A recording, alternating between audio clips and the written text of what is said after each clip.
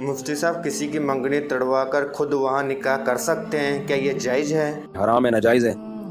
نبی نے فرمایا لا یخطب احدکم علی خطبۃ اخیہ، منگنی تو دور کی بات، کسی نے نکاح کا پیغام بھیج دیا نا تو اس کے پیغام میں ٹانگ مت اڑاؤ۔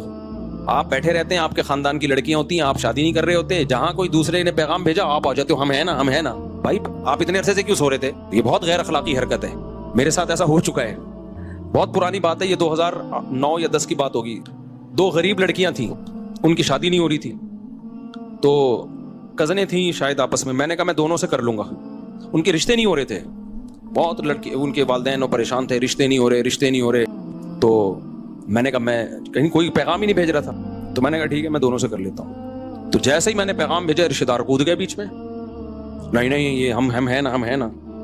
جو بڑا غصہ ہے، میں نے کہا پہلے چپ بیٹھے ہوئے تھے بھیج دیتے نا۔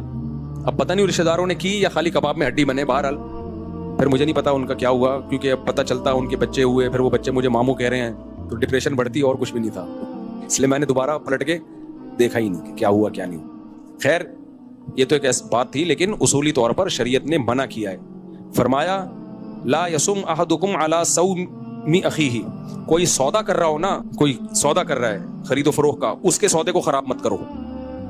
ابھی قربانی میں دیکھ رہا ہوں نا، گائے کے سودے بازی چل رہی ہوتی ہے، آپ نے جا کے بیچ میں ٹانگ اڑا دی، آپ نے ان کا طے ہو چکا ہے، آپ نے جا کے ٹانگ اڑا دی۔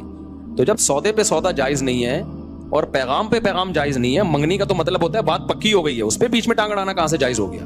تو یہ غیر اخلاقی حرکت ہے۔ ہاں اگر کوئی ان کو نقصان ہو رہا ہے اس رشتے میں، آپ کو پتا ہے کہ وہ چرسی ہے اور یہ لوگ شادی کر دیں گے پریشان ہوں گے، پھر آفر دی جا سکتی ہے بھائی اپنی بچی کا بیڑا غرق مت کریں، وہ غلط لوگ ہیں، وہ ایک الگ بات ہے۔ نارملی اس کی شریعت میں اجازت نہیں ہے۔